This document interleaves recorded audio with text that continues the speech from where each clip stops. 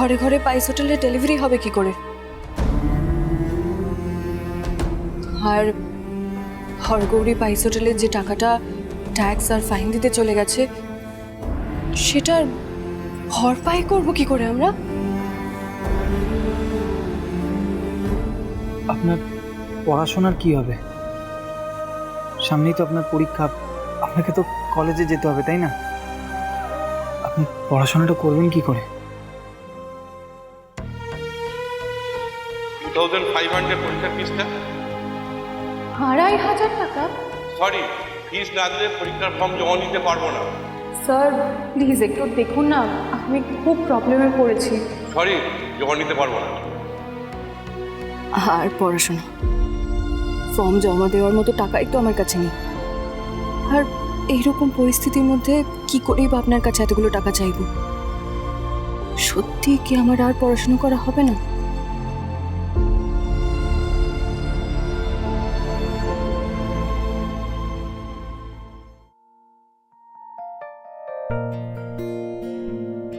তোমরা না এই প্রদীপটা তোমাদের ঘরে সবসময় জ্বালিয়ে রেখো, নিভতে দিও না। এই প্রদীপ তোমাদের ভালোবাসার প্রতীক হয়ে থাকবে, আর এই ভালোবাসায় তোমাদেরকে লড়াই করার সাহস যোগাবে। কখনো আলোর মিছিলে অন্ধকারের পর যেমন আলো আসে, রাতের পর যেমন সকাল হয়, তেমনি এটা আমার বিশ্বাস যে জীবনে সমস্যা থাকলে তার ঠিক একটা সমাধান থাকবে। আমাদের এই সমস্যারও একটা সমাধান থাকবে। কিভাবে কথা আমি আপনার পড়াশোনা বন্ধ হতে দেব না। শুধু ভেবে ভেবে চলি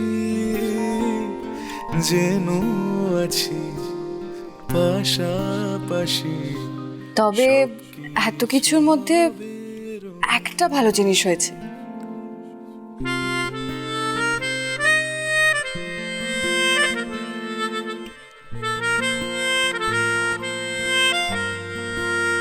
কি?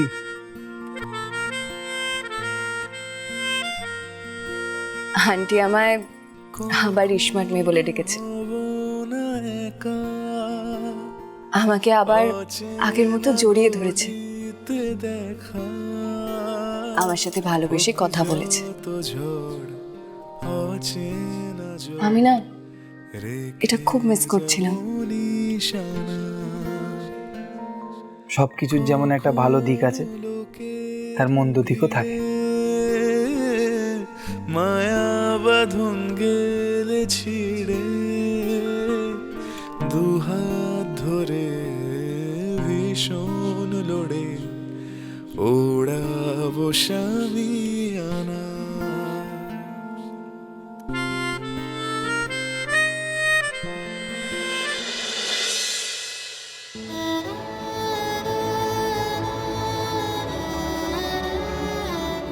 কি হয়েছে মাসুরি? শুনলে তো সবই। মেয়েটা বাইরে বেরিয়ে কি বিপদে পড়লো বলো তো? যদি কিছু হয়ে যেত। আহা, কিছু তো তেমন হয়নি। আমাদের শঙ্কর তো ঠিক সময় পৌঁছে গেছিল। ও তো মেজ বৌমাকে ওই খারাপ ছেলেগুলোর হাত থেকে বাঁচিয়েছে নাকি? তাতে কি হয়েছে? শঙ্কর যদি সময় মতন না পৌঁছতো তাহলে তো একটা বড় সড়ো ক্ষতি হয়ে যেত মেয়েটার। মহেশ্বরী, এবার কিন্তু তুমি একটু বেশিই ভাবছো। না, মোটেই বেশি ভাবছি না। একজন মেয়ের মায়ের যে কত রকম চিন্তা থাকে তুমি বুঝবে কি করে? এত বছর ধরে বাণীকে কিভাবে আগলে আগলে বড় করেছিস আমি জানি। ওকে এখনো খুব সাবধানে রাখতে হবে যতদিন না ওর বিয়ে হচ্ছে। স্মার্ট মেয়ে এ বাড়িতে আমার আরেক মেয়ে হয়ে এসেছে। তোমার থেকে একটা বিষয়ে অনুমতি নেওয়ার ছিল, বলবো? কিসের অনুমতি? আমার না আজকে কলেজে পরীক্ষার ফর্ম ফিল আপ করার কথা, জমা দেওয়ার কথা। আমি কি যেতে পারি? মেয়েটার মনটা বড় সরল, কোনো মার প্যাঁচ নেই। আমি তোর মা, আমাকে তো ওকে আগলে রাখতেই হবে। বলো। সবটাই বুঝতে পারছি, কিন্তু বিপদের ভয় হাত পা গুটিয়ে বসে থাকাটা তো কোনো কাজের কথা নয়। সবে একটা নতুন ব্যবসা শুরু করেছে, এতে তো আমাদের ব্যবসারও ক্ষতি হবে নাকি? কোনো ক্ষতি হবে না, সে নিয়ে না হয় পরে ভাবা যাবে। তাই বলে ব্যবসার উন্নতির জন্য আমি মেয়েটাকে তো বিপদের মুখে ঠেলে দিতে পারি না। এই আমার শেষ কথা আমি বলে দিলাম। কিন্তু মহেশ,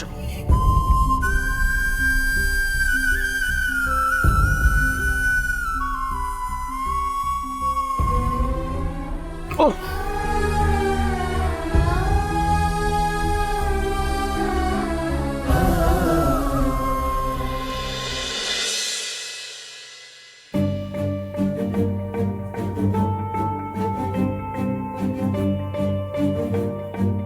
আজ সকালে আপনি চা না এই হলুদ দুধটা খাবেন, এতে আপনার কাটা জায়গাটাও তাড়াতাড়ি শুকিয়ে যাবে আর আপনার ব্যথাটাও কমে যাবে। You are a very caring and supportive husband, Mr. Ghosh.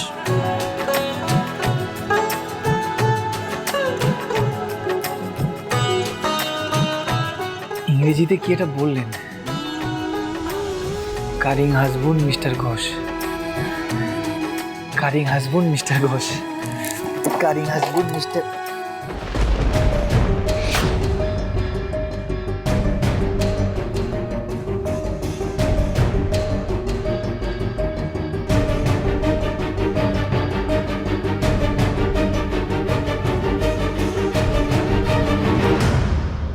দুধটা খেয়ে নিয়েছে আর কি জলখাবার বানাবো মিস্টার?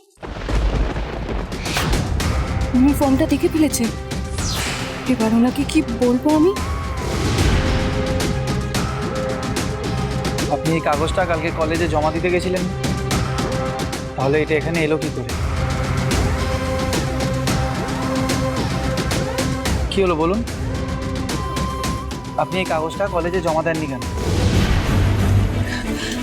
না মানে ওরা জমা নেয়নি। জমা নেয়নি মানে? ওই মানে ফিজ। শিউলি ডাকছে, আসছি।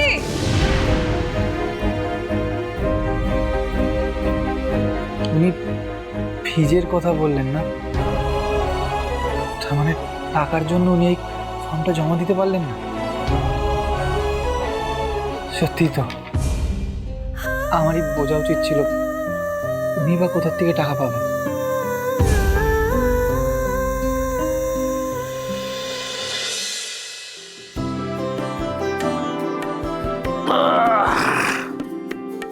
কই সেজো বৌমা, তোর চা হলো? এই তো মামা, এই না আস্তে মামি।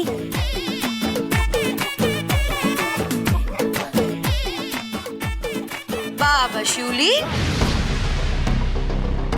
আজ সূর্য কোন দিকে উঠেছে রে? হ্যাঁ,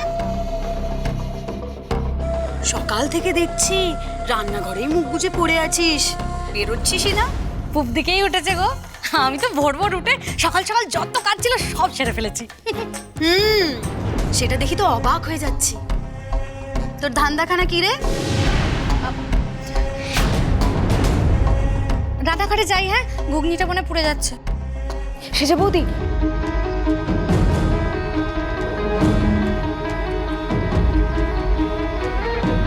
কালকে যা যা বলেছি সব মনে আছে তো? সেজে বৌদি, আজ কিন্তু যে করে হোক মাকে রাজি করাতেই হবে। মা যেন আবার ঘরে ঘরে পাইস হোটেল চালু করার অনুমতি দিয়ে দেয়। হ্যাঁ, সেটা বলে আমরা মেজদা মেজে বৌদিকে সাহায্য করব যাতে ওদের কোনো অসুবিধা না হয়। আরে হ্যাঁ, সেই জন্যই তো সকাল থেকে উঠে খেটে মরছি আমি, যাতে মামির মনটা একটু গলানো যায়। তবে বানি, তুমি কিন্তু সাবধান। হ্যাঁ, মামির চরখানা মনে আছে তো? তুমি চুপ করো তো।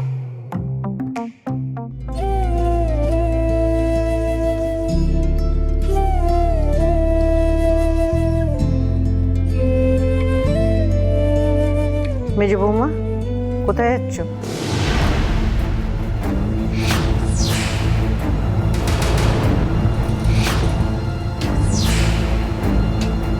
থাক, তোমাকে আর রান্নাঘরে ঢুকে জলখাবার বানাতে হবে না। অনুভূতি পাই সকে